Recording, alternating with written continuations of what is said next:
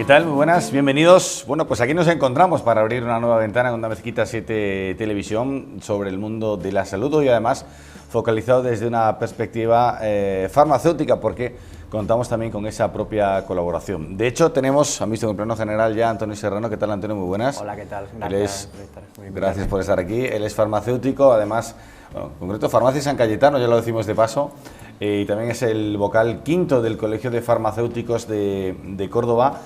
Y bueno, hoy ha venido porque queríamos tratar de una manera u otra. Han pasado unos días desde que ocurrió, pero el 17 de octubre se conmemora todos los años el Día del Dolor, que es un concepto que muchas veces, no sé si tanto ustedes como yo, bueno, pues tenemos tan claro en qué consiste y cómo se manifiesta. Pues precisamente del dolor, de las diversas formas que hay de dolor, vamos a hablar en este espacio. Antonio, cuando hablamos de dolor, ¿realmente a qué nos referimos?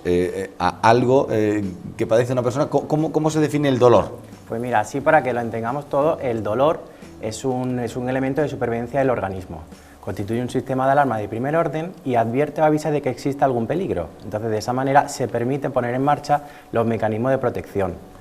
La Asociación Internacional para el Dolor, conocida como IASP, por sus siglas en inglés, ha desarrollado la definición de dolor y lo describe como una experiencia sensorial y desagradable asociada o similar a la asociada con daño tisular real o potencial. Esta nueva definición toma en cuenta las siguientes consideraciones, y es que el dolor es una experiencia subjetiva que depende en diferente grado por factores psicológicos, sociales y biológicos. O sea, cuando hablamos de dolor, de alguna manera, ¿podemos hablar que puede haber tantos tipos de dolores como personas hay de alguna manera? Sí, efectivamente. Se podría clasificar el dolor en dos grandes grupos. Por un lado tendríamos el dolor en función de la duración, que podría ser agudo y crónico, y luego también el dolor en función de la intensidad, que podría ser leve, moderado o intenso. El dolor es una respuesta del propio organismo que indica que cuando algo iba bien empieza a no ir. ¿Puede ser? Puede ser, efectivamente. Eso sería lo que sería el dolor agudo, que es una respuesta normal, fisiológica y predecible, frente a una agresión química, física o traumática, y tiene una duración aproximada de días o semanas. ¿De qué manera se manifiesta el dolor? Todos sabemos cuándo nos ha podido doler algo, valga la redundancia, pero hay múltiples formas, ¿no?, de manifestación. Sí, efectivamente, el dolor se manifiesta en el organismo y dependiendo del tipo de dolor que sea, pues ya actúa de una manera o de otra. Si, por ejemplo, hablaríamos de dolor crónico, pues ya sería un dolor que persiste más en el tiempo, es decir, tras la resolución de la lesión causal. En este tipo de dolor duraría pues aproximadamente más de 3 meses. O sea que estamos hablando de ya una afección duradera, ¿no?, sí, en un periodo de tiempo, ¿no? Sí. El abordaje de la misma, ¿cómo se hace directamente? Cuando uno percibe, no es lo mismo estar poniendo un cuadro, ¿no?, y hacerte daño, ¿no?, que ya puedes percibir esa sensación de dolor por golpearte a lo mejor con un martillo, que a lo mejor algo que ya en tu organismo empiece a generar, ¿no?, un daño, ¿no? ¿Cómo se trata el dolor y cómo clasificarlo una vez ya percibido como algo que puede empezar a durar? Pues mira, para el dolor existen múltiples fármacos que son susceptibles de prevenir o aliviar el dolor. Por ejemplo, actúan de diferentes mecanismos y tendríamos los analgésicos convencionales, como el paracetamol, el ibuprofeno, también tendríamos los analgésicos opioides y los antiinflamatorios no esteroideos o AINE, así como los antiinflamatorios tópicos. ¿Es recomendable el uso de fármacos, quiero decir, de manera propia, sin que tenga una prescripción, o debe siempre tener una prescripción? Lo digo porque muchas veces ya la gente asemeja un tipo de dolor y ya reacciona directamente para tomar algún tipo de fármaco. Pues mira, en este sentido, en cuanto a la administración de los medicamentos, hablaríamos de dos tipos de automedicación. Por un lado tendríamos la automedicación responsable, que es aquella en la que el paciente se administra los medicamentos de forma consciente, gracias a una debida información sanitaria prestada por un profesional. Y luego también hablaríamos de un tipo de automedicación irresponsable, que sería aquella en la que el paciente, por iniciativa propia o por consejo de otras personas, se administra unos medicamentos sin la debida información, lo que conlleva una serie de múltiples errores, así como un riesgo grave para la salud, como por ejemplo daño directo por el fármaco, empeoramiento de la enfermedad, enmascaramiento de otras enfermedades, interacciones con otros medicamentos que ya esté tomando, así como resistencia al propio fármaco. O sea que eso siempre es evidente que esa prescripción debe de existir, sobre todo, ¿no?, sí, cuando uno no es responsable de lo que puede derivar en sí de la misma, ¿no? ¿Existe un umbral del dolor? ¿Todos percibimos el mismo dolor de la misma manera? Pues mira, primero de todo vamos a definir lo que sería el umbral de dolor, que es la intensidad, a partir de la intensidad mínima a partir de la cual un estímulo se considera doloroso. Es muy importante no confundirlo con la tolerancia al dolor, que sería la intensidad máxima de dolor que somos capaces de soportar. Y ambos indicativos no son constantes en todos los sujetos ni a lo largo de la vida, sino que se ven influenciados por la genética o incluso por factores sociales o emocionales, entre otros aspectos. ¿Hay algún tipo de prevalencia de dolor atendiendo a diferentes lugares o a lo mejor perfiles de población? Pues mira, el dolor crónico es uno de los problemas de salud más subestimados en el mundo, a pesar de que acarrea graves consecuencias perjudiciales para el propio ser humano, así como para el sistema sanitario, ya que supone una importante carga para los mismos. Según la encuesta europea de salud en España en 2020, la prevalencia de dolor crónico entre hombres y mujeres es distinta, pero es verdad que ambos comparten el dolor de espalda crónico lumbar. La duración del dolor crónico oscila entre 6 y 14 años, y su importancia se ve potenciada por el hecho de que 2/3 partes de la población no consiguen un control adecuado del dolor y un 70% se ve obligado a modificar el tratamiento. Hablamos de prevalencia de dolor y también de conexión. ¿Sufren mejor o soportan mejor los hombres o las mujeres el dolor o no tiene por qué? Muchas veces se ha hablado de ese umbral de dolor de alguien, ¿no? que parece que, bueno, que aguanta más que otros. ¿Es así? Pues mira, el dolor, el concepto de dolor se aprende a través de la experiencia de la vida, entonces es diferente de un género y otro. O sea, indistintamente no tiene por qué aguantar mejor una persona o un tipo de persona que otra. Cuando hablamos de la importancia que tiene también el ejercicio físico, yo no sé si está muy vinculado el ejercicio físico también a la generación de algún tipo de afecciones dolorosas. Pues mira, completamente. El ejercicio físico es una herramienta fundamental para el control del dolor crónico, además de bajo coste y buena efectividad, además de estar ampliamente respaldado, ya que aumenta la tolerancia al dolor. Y en caso del ejercicio físico debe ser recomendado de manera adecuada y personalizada, teniendo en cuenta las patologías musculoesqueléticas asociadas, los desbalances biomecánicos y los objetivos generales del paciente. No todo tipo de deporte entiendo que tiene que ser igual, ¿no? Efectivamente. En cualquier tipo de persona para causar ese efecto, ¿no? Pero es bueno entonces la práctica deportiva para variar, ¿no? Sí, ayudar, bueno, ¿no? Completamente. Y gracias, el ejercicio físico se consigue también gracias en parte a la motivación del paciente, por lo que será bueno educarlo en este sentido, enfatizando de que es uno de los pilares más importantes para el tratamiento. Hemos hablado de fármacos. ¿Existen soluciones para el dolor más allá de ellos? O no sé si a nivel psicológico incluso, no lo sé, a ver. Pues mira, en 1986 se publicó por primera vez la escala analgésica, también conocida como escala de dolor de la OMS, que consiste en un protocolo de tratamiento y control del dolor y está basado en 3 escalones. En primer lugar tendríamos el primer escalón, que es para un dolor leve, que tiene los analgésicos convencionales como paracetamol y ibuprofeno. Luego habría un segundo escalón para tratar el dolor moderado, que incluirían los analgésicos opioides débiles junto con los analgésicos convencionales del primer escalón. Y ya por último, en casos de dolencia muy intensa, ya tendríamos los analgésicos opioides fuertes junto con los analgésicos convencionales como coadyuvantes. Cuando hablabas antes de que puede enmascarar también algún tipo de tratamiento, el desarrollo de algún tipo de enfermedad, ¿esto cómo se evalúa y con quién hay que hacerlo? ¿No? Entiendo que con un facultativo, ¿no? Sí, efectivamente. En caso de que el dolor sea muy persistente y dure más de 2 días y no remita de ninguna manera con analgésicos convencionales, será necesario derivar al paciente hacia el médico y que lleve a cabo una investigación clínica. En general, cualquier dolor que no remita a pasados unos días será conveniente derivarlo al médico. Directamente, ¿no? Sí. ¿Existe algún tipo de abuso en fármacos concretos como los que acabas de decir?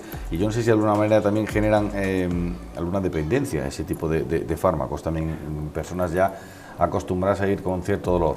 Pues mira, en los últimos años existe una preocupación creciente sobre asegurar el uso adecuado, homogéneo y equitativo de los analgésicos opioides, que son los que más dependencia pueden crear.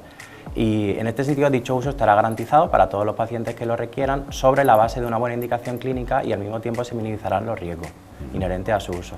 Fíjate que yo no sé qué relación tiene esto también con lo que denominan, es un concepto, ¿no? Que la epidemia silenciosa, sí, es así, ¿no? Efectivamente. ¿Qué relación tiene una cosa con la otra? A ver. Pues mira, este concepto se ha desarrollado debido al interés en los últimos años por los hechos acaecidos en Estados Unidos, que han sido ampliamente tratados en los medios de comunicación, relacionados con un exceso de indicaciones inadecuadas de analgésicos opioides.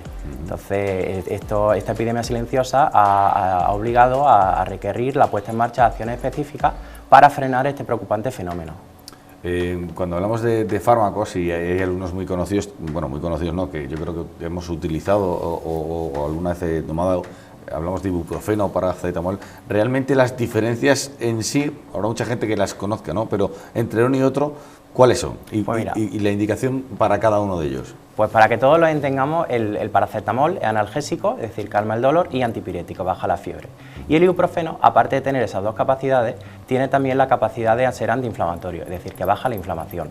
Existen en la oficina de farmacia presentaciones de ibuprofeno con arginina, que la arginina lo que es un aminoácido que actúa como transportador, aumentando la velocidad de absorción del ibuprofeno hasta 3 veces.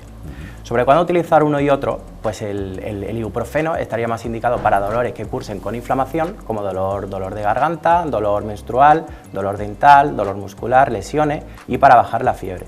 Y por el otro caso, el paracetamol estaría indicado para dolores que cursen sin inflamación, como por ejemplo pudieran ser dolor de cabeza, dolor de huesos, malestar general producido por la fiebre, y por supuesto para bajar malestar general producido por la gripe, y por supuesto para bajar la fiebre. En esta época en la que hemos convivido y seguimos haciéndolo con patologías tipo COVID, ¿qué importancia ha tenido el paracetamol? No sé si la ha tenido realmente o no en este tiempo y si ha ayudado de alguna manera a combatir parte de los síntomas. Sí, por supuesto. O sea, al tratarse de una enfermedad como el coronavirus, no existen antivirales, pero sí es verdad que pueden existir fármacos que palien los síntomas, como por ejemplo el paracetamol. ¿Es verdad que ha crecido mucho la demanda de paracetamol? ¿Más constatable en algún porcentaje, podemos decir? Pues ha crecido la demanda, pero sobre todo como por tener precaución frente a lo que se desconocía. Pero es verdad que el paracetamol estaría indicado para cuando existe síntomas relacionados con la enfermedad. Hemos hablado también antes del ámbito de la automedicación. ¿Esto cómo concienciar a la población de que realmente la automedicación, ¿se puede automedicar uno o no se puede? Y hablamos, por ejemplo, de este tipo de fármacos tan genéricos, ¿no? O mejor dicho, tan usados por todo el mundo. ¿Se puede uno automedicar o debe hacerlo o siempre tiene que haber una prescripción? Pues mira, siempre se debe hacer con la debida información sanitaria. Es verdad que el paciente, que conoce mejor su enfermedad, conoce mejor los síntomas y en ocasiones puede afrontarlo de mejor manera, evitando tener que ir a urgencias. Y de esa manera se reduce el número de visitas y por consiguiente el gasto sanitario. Es verdad que también es como un aspecto muy relevante dentro de la figura asistencial del farmacéutico comunitario es la labor educativa hacia los pacientes, ya que este tipo de patologías, como el dolor crónico, necesitan una buena labor educativa para llevar un control de la misma patología. El papel, entiendo, del farmacéutico también es, es trascendental, es muy relevante como tal, ¿no? Precisamente porque también sois ese primer choque contra a lo mejor un posible dolor, incluso a veces antes todavía de llegar a un propio médico, ¿no? ¿Cuál es el papel realmente que ejercéis como tal? Pues mira, en España la labor del farmacéutico comunitario cobra especial interés, ya que la mayoría de los medicamentos que hay para este tipo de patología son dispensables de la oficina de farmacia. Además de las casi 2.000 presentaciones que existen, más de 200 son de medicamentos no sujetos a prescripción médica, por lo que pueden ser indicados por el propio farmacéutico. Y además, como el papel ineludible del farmacéutico en la vía asistencial, la labor educativa hacia los pacientes permite la resolución directa para casos de dolencias leves, sobre todo en adultos jóvenes, gracias a los medicamentos no sujetos a prescripción médica, junto con una serie de recomendaciones no farmacológicas. ¿De qué dispone el farmacéutico de asistencia? ¿De qué vías, mejor dicho, dispone el farmacéutico de vías para poder asistir a los pacientes? ¿Siempre es en el dispensario farmacéutico o hay otros canales hoy en día que se han abierto? Pues mira, además de los medicamentos, como ya hemos comentado anteriormente, no sujetos a prescripción médica, es decir, de libre indicación por el propio farmacéutico, muy importante la labor educativa que se tenga hacia los pacientes con este tipo de patología. ¿Beneficia ya por último a un paciente de alguna manera conocer mucho mejor esa enfermedad? Hablas un poco del papel divulgativo de las presentaciones en sí. ¿Es mejor conocer previamente la enfermedad o directamente que el paciente debe confiar, ¿no? Que entiendo que sí en el médico, pero sí en a lo mejor conocer parte de la misma? Pues mira, es fundamental que el paciente conozca su enfermedad y sobre todo en nuestro papel los medicamentos que toma, así como los que tiene prescrito, como por ejemplo la posología, las indicaciones para los que está ese medicamento indicado, los efectos adversos, así como las interacciones. Y muy importante recalcar desde la oficina de farmacia, comunicar al paciente cuáles son los objetivos generales de la farmacoterapia, así como la importancia de cumplir el tratamiento. Yo por último te iba a decir, el hecho de leer de alguna manera el prospecto de los medicamentos es recomendable o muchas veces echa para atrás, incluso puede ser a lo mejor contraproducente para la persona que va a hacer uso del mismo. Pues mira, no habría ningún problema en que los pacientes lean el prospecto, al revés, todo lo contrario. Lo que sí es verdad que cualquier duda que tengan, no duden en pasarse por la oficina de farmacia y cualquier farmacéutico estará encantado de poder resolverle cualquier duda que pudiese tener. Pues Antonio Serrano, ha sido un placer tenerte, por cierto, otra vez, por segunda vez aquí con nosotros para hablar del dolor, que bueno, que además es realmente una afección, ¿no? Que de manera sensorial o sensitiva pues padece mucha gente, ¿no? Y a veces no reconocemos como tal en el ámbito social. Gracias por estar aquí. Él es quinto vocal del Colegio de Farmacéuticos de Córdoba y bueno, además también farmacéutico en la farmacia de San Cayetano. Por cierto, un buen sitio para acudir también. Gracias, Antonio, por estar aquí. Muy bien, muchas gracias. Gracias también a todos ustedes por haber querido escuchar, ¿no? Y formar parte de todas estas recomendaciones que nos hacen también los farmacéuticos desde el Colegio de Farmacéuticos de Córdoba, con el propósito pues, de mejorarnos evidentemente la vida y tener más conocimiento sobre algunos aspectos que desde luego nos involucran a todos. Gracias por estar ahí, procuren ser felices. Adiós.